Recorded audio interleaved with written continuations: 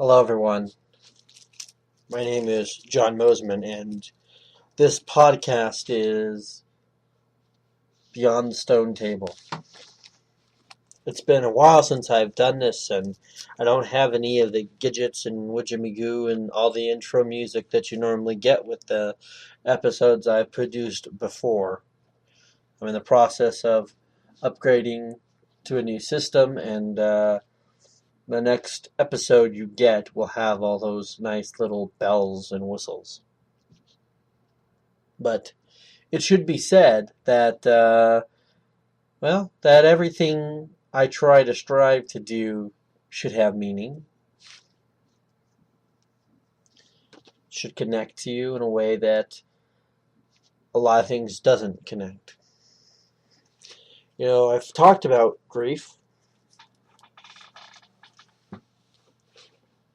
It's been 3 months since my brother died. And, you still deal with it. You still suffer. But slowly you start to recover. It's my hope that I'm able to do that. I wanted to give you an idea of what the show is going to be here, what the new podcast will be all about. We kind of had to take a break from everything. I love doing this kind of stuff, but I just didn't have a direction. I just didn't have a sense of being with what I needed to do. And I really do hope that with some much needed time away, I can direct that. I am going to be doing a new live interview show called Theologically Speaking. It's going to be an answer and question show where we delve into some of the more deeper theological issues. It'll be a topical show for sure. But there are some things you still can't talk about with other people. There's still things that are intimate, if you will. Things like grief. Things like, how does one still believe when everything around them is trying to tell them no? And I'm not just talking about your usual suspects of people who are gunning for what you believe. I'm talking about just overall. There's a sense of sometimes of isolation. And I actually don't think this just applies to Christianity. I think it applies to a lot of people. I don't think it's specific to one group, the feeling of being alone and being lost and being confused and being unsure. No one knows for sure what the future holds. But the key to everything, I have to believe, is taking it one step at a time.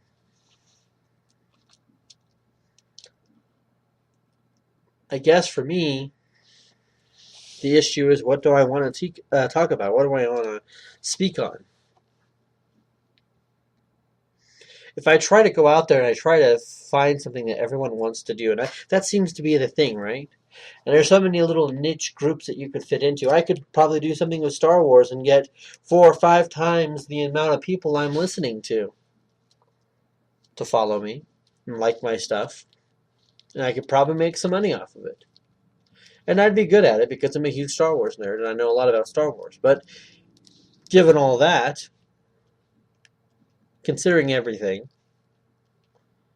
I decide to do a subject which a lot of people have a hard time talking about.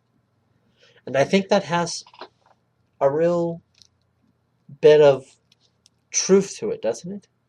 Talking about something that people don't like to talk about, something that's not, at one point you're going to say something that's going to be offensive or going to really jive against someone else's beliefs.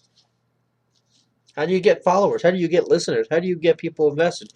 Of course, you get your group, right? You get your allies. You get the people who agree with you, people who like to hear what you have to say. But How do you talk to people? Is what the point to just talk to the people who already agree with you? Or is the point to say, let's make a point, let's do something and say something of meaning, and even if you don't agree, at least it will make you think.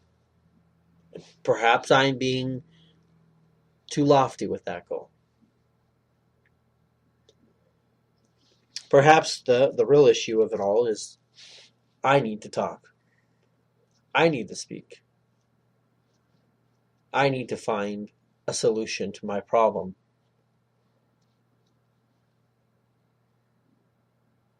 And it's in that I think I find what I'm looking for. I think it's in that I can tell people certainly that if you're looking for something that you may not always 100% agree with, or something that may jive you a little wrong, but you know there's going to be integrity, there's going to be decency, there's going to be some kind of understanding that even though we are all different, we all have similarities, that even if we are all disagreeing on something, that we all have something of worth, but that also there are people out there who say, look, I feel the exact same way. It's the exact same thing for me. That's what to me would be interesting. Someone else who feels the same as I do. Who says, that's what I needed to hear. If I guess it's only one person, then that's all that matters, right? So, Stone Table will still keep this idea, this identity that it always has about talking about the deeper truths of life, the deeper meanings of life, which usually are found in storytelling and myth, but also the deeper truths that are found in religion, the deeper truths that are found in faith, the deeper truths that are found in things outside of a materialistic, cold,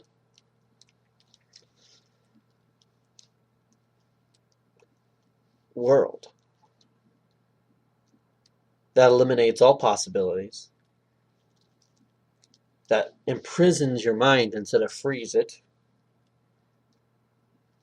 that binds you instead of releasing you.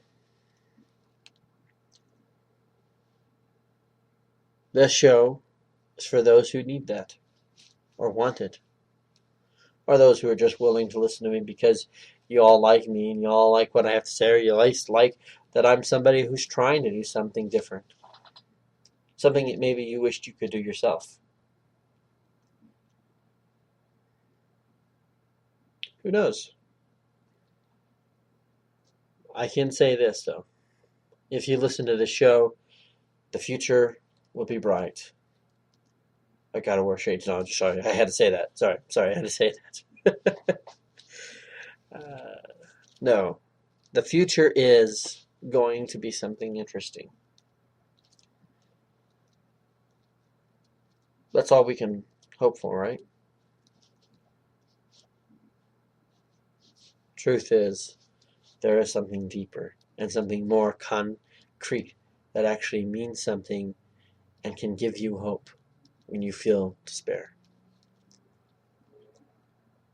And it's interesting when it comes to the issue of Christianity, because a lot of people think that once you become a Christian, you're just taking the easy way out. A lot of my atheist friends might think, yep, they're just believing in God. Now they can have their sheep mentality. Now they can just go along with the rest of the fools, and then they never have to break free of themselves. That's what the thought is, right?